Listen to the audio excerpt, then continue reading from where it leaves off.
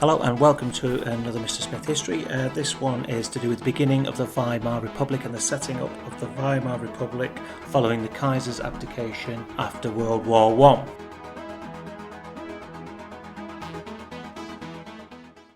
In 1919, the Council of People's Representatives organised elections to decide how Germany was going to be run.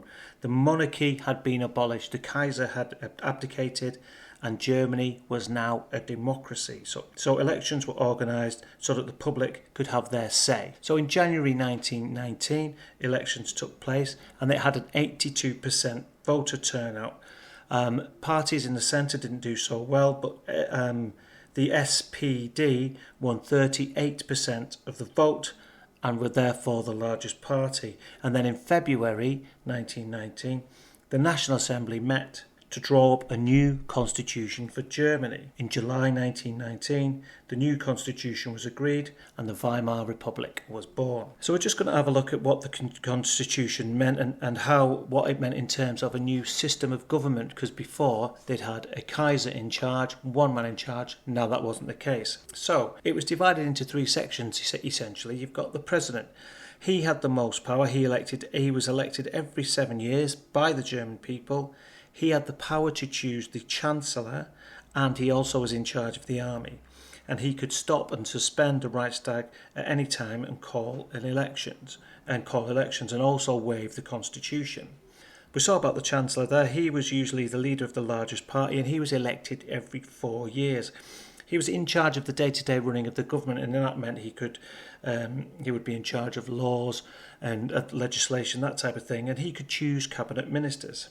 Then there was the Parliament, and the Parliament was divided into two sections. There was the Reichstag, which controlled finances and could propose laws, etc. And there was a Reichsrat.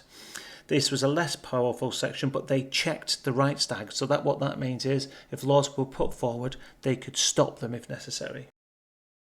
So what are the strengths and what are the weaknesses of this new system? So we'll look at the strengths first. We've got this idea of proportional representation, or PR. Now this meant that the seats in the Reichstag, the seats of the political parties, were given to them according to the percentage of votes they received. So this was a fair way of doing it. Depending on how many votes you got, it translated into how many seats you got to represent in the Reichstag.